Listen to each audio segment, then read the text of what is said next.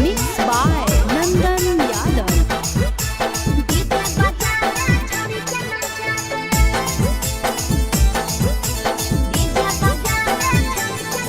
आगे कथी के बिजनेस करो पहुनवा हमरा बतावेंगे।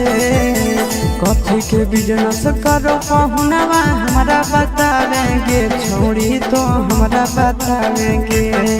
हेरे हमर बलमुआ डीजे बजावे छड़ी के नचावे। हमर बलमुआ डीजे बजावे।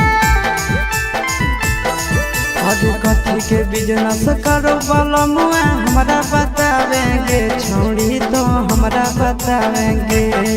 हेरे हमर बलमुआ डीजे बजावे छड़ी के नचावे।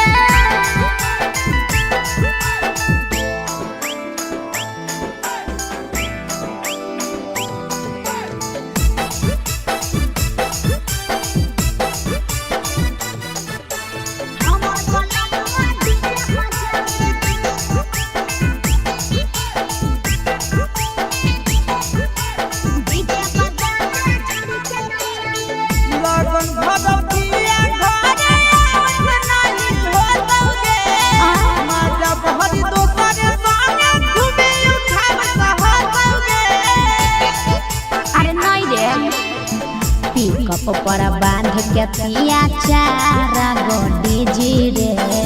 भर लगन रहो है छाड़ा बड़ी बिजी रे। बुझली यही से बलमुआ नहीं तोर घरे देखावेगे।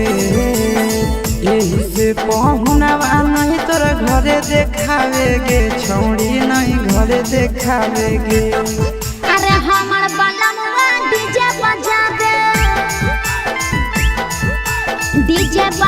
छौड़ी के नचावे।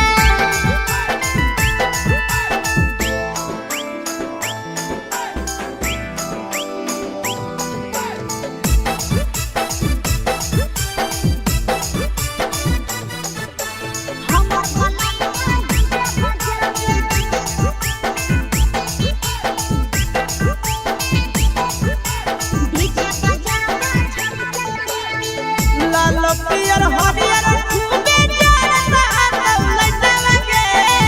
आशीष नंदन के बजता झुमटा लगे। पागल कहीं पे सैया वाला डीजे के हमर सभे है दीवाना रे। बाजो है डीजे पर लिखल प्रिंस प्रिया के गाना रे। महीना में कितना दिन ले बुकिंग करावेगे। महीना में कितना दिन ले बुकिंग चलावेगे। छोड़ी आगे बुकिंग करावेगे। हेरे